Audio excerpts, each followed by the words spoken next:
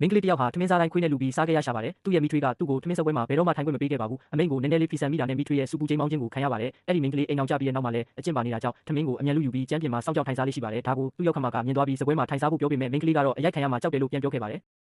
သူ့ရဲ့ခင်မွန်းနဲ့ရောက်ခမတို့ဟာအရန်ကိုစဝေးစဝါဖြစ်သွားကြပါတယ်အဲ့ဒီနောက်အခုဖြစ်သူကမင်းကလေးရဲ့အတိတ်ကအကြောင်းစုံကိုပြောပြလိုက်ပါတယ်ဒါကိုကြားလိုက်ရတဲ့ခင်မွန်းဖြစ်သူဟာဒေါသအကြီးကျယ်ထွက်သွားပြီးမင်းကလေးအတွက်တရားမျှတမှုရှာပေးမယ်လို့ကြေဆိုလိုက်ပါတယ်မင်းကလေးကိုပျော်ရွှင်စေဖို့အတွက်ခင်မွန်းဖြစ်သူကကြီးကျယ်ခမ်းနားတဲ့ဂုဏ်ပြုပွဲတစ်ခုကျင်းပပေးဖို့ဆုံးဖြတ်လိုက်ပါတယ်အဲ့ဒီမင်းကလေးဟာသူ့ရဲ့ဇနီးဖြစ်ကြောင်းတစ်ကမ္ဘာလုံးကိုကြေညာခြင်းခဲ့တာပါဒါပေမဲ့ပွဲကိုရောက်ချင်းမှာပဲခင်မုန်းဖြစ်သူစီအလုပ်ကိစ္စဖုန်းဝင်လာပါတယ်သူကအလုပ်ကိစ္စတစ်ခုသွားရှင်းရမှာဖြစ်လို့မင်းကလေးကိုတစ်ခုခုအရင်စားထားဖို့ပြောပြီးထွက်သွားခဲ့ပါတယ်ခင်မုန်းဖြစ်သူထွက်သွားပြီးနောက်မှာမင်းကလေးကကိတ်မုတ်တစ်ပုတ်ကိုယူလိုက်ပါတယ်မထင်မှတ်ပဲသူ့ရဲ့ညီမအရင်ကသူ့လက်ကိုရုတ်တရက်ဆွဲဖမ်းပြီးပါကိုအားနဲ့ရိုက်ချလိုက်ပါတော့တယ်မင်းကလေးကသူ့ညီမဟာလူဆိုးတစ်ယောက်ဖြစ်ကြောင်းဝမ်းနဲ့ပန်းနဲ့ပြောပေမဲ့ပွဲတဲကဘသူကမှသူ့ကိုမကူညီခဲ့ကြပါဘူး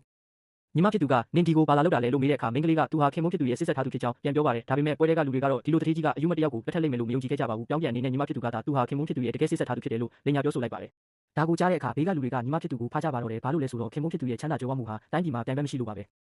သူ့ရဲ့မျက်နှာသာပေးမှုကိုရတဲ့သူဟာတကယ်ကိုတထေးကြီးဖြစ်လာမှာဖြစ်ပါတယ်